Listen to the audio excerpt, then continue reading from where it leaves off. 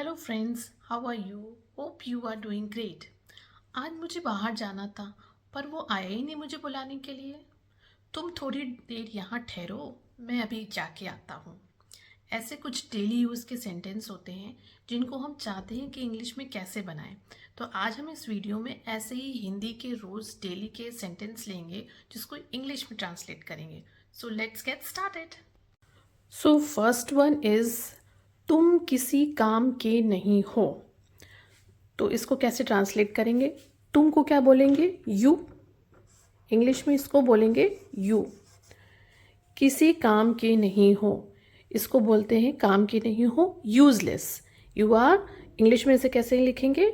You are useless. Sorry. या फिर इसका दूसरा वर्जन भी हो सकता है, यू आर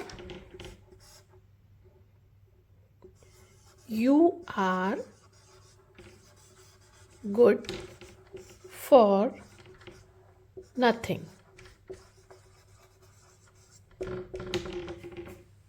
तुम किसी काम के नहीं हो, इसको इंग्लिश में कैसे बोलेंगे? यू आर यूजलेस या फिर you are good for nothing. Next देखते हैं, मैं कोई भी खतरा मोल लेना नहीं चाहता, इसको इंग्लिश में कैसे? तो चलिए सेकंड वाला देखते हैं। मैं का क्या हो जाएगा? मैं का होएगा आई। कोई भी, कोई का क्या हो जाएगा? एनी। एनी। खतरा का क्या होएगा? रिस्क। इंग्लिश में इसको रिस्क बोलते हैं। मोल लेना नहीं चाहता, डोंट वांट। नहीं चाहता, डोंट वांट। तो अब इसको इंग्लिश में कैसे बनाएंगे? I don't want, I don't want to take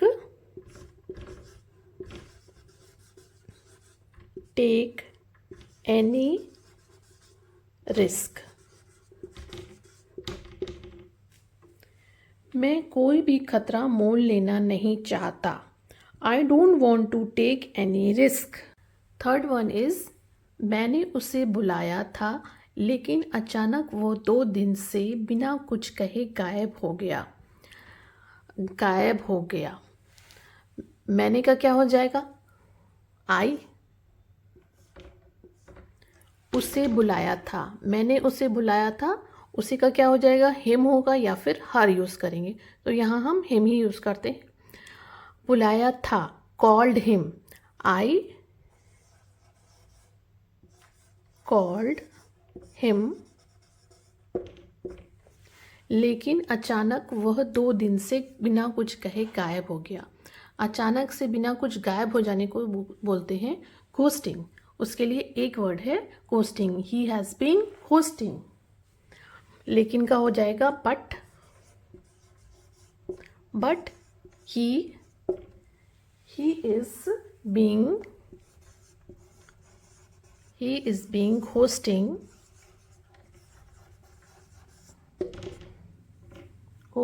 me 2 दिन से, 2 days, hosting me for 2 days now। तो चलिए इसको रीड करते हैं एक बार। I called him but he is being ghosting me for 2 days now. अचानक गायब हो जाते हैं उसको बोलते हैं घोस्टिंग। तो इसका इंग्लिश में पूरा वर्ड ट्रांसलेशन हो गया, आई called him but he is being ghosting me for 2 days now. Next देखते हैं। नेक्स्ट सेंटेंस हमारा हिंदी का है, तुमसे यह काम नहीं हो पाएगा। तो इसके लिए तो हम सीधे यही लिख देंगे, this is not, this is not your cup of tea। या फिर इसके लिए एक और इंग्लिश ट्रांसलेशन है, this is out of your league. This is out of your league. तुमसे ये काम नहीं हो पाएगा, उसका इंग्लिश ट्रांसलेशन हो गया this is not your cup of T, या फिर this is out of your league. Next is मैं कहना कुछ चाहता था पर तुम समझी कुछ और। तो इसके लिए इंग्लिश में हम क्या लिख देंगे, सीधे यही लिख देंगे, you took my words, you took my words the wrong way, मतलब तुमने मुझे गलत समझ लिया। इसका एक और ट्रांसलेशन हो सकता है, you read me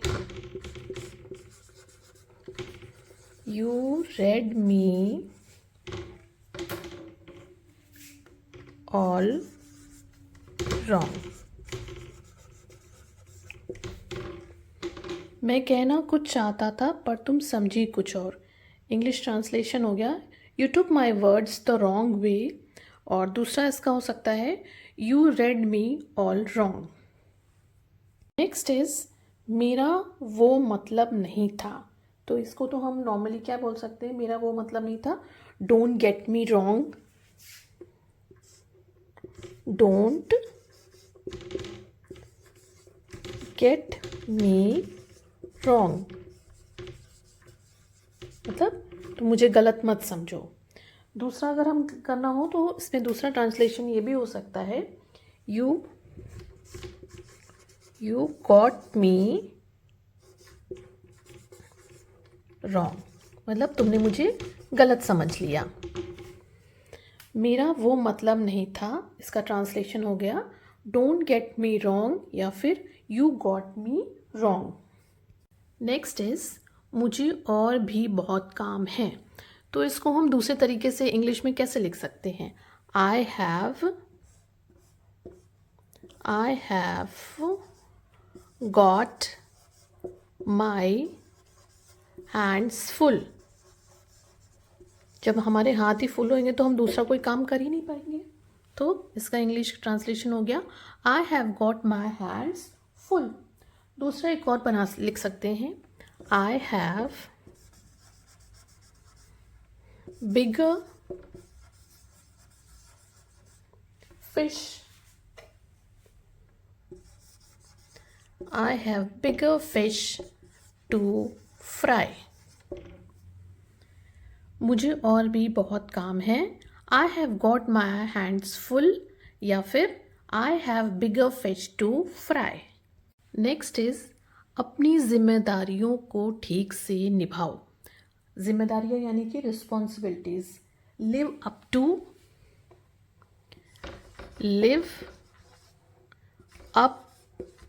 to your responsibilities.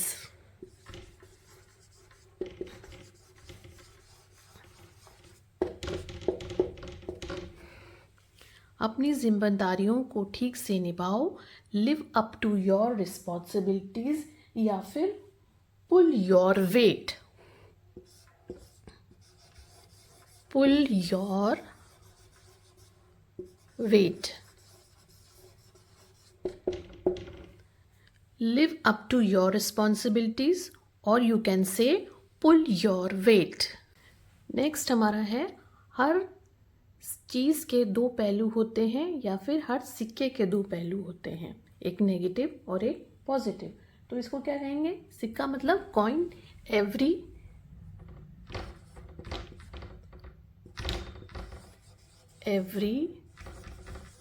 Coin has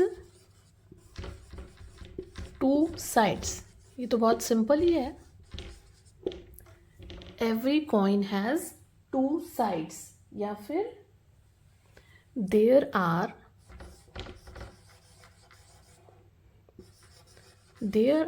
two sides,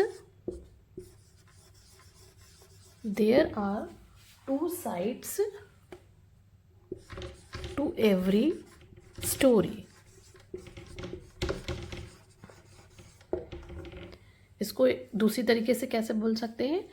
there are two sides to every story. मतलब हर चीज़ के दो पहलू होते हैं, एक पॉजिटिव या फिर एक negative. Every coin has its two sides, there are two sides to every story. Next है हमारा सेंटेंस, मैं तुम्हारे लिए कुछ नहीं कर सकता। मतलब मैं तुम्हारे लिए कुछ नहीं कर सकता। My hands are tied. इसको इंग्लिश में कैसे बोलेंगे? My hands are tied. मतलब मेरे हाथ बंधे हुए हैं, मैं तुम्हारे लिए कुछ नहीं कर सकता। दूसरी तरीके से भी बोल सकते हैं, it's out of my hands.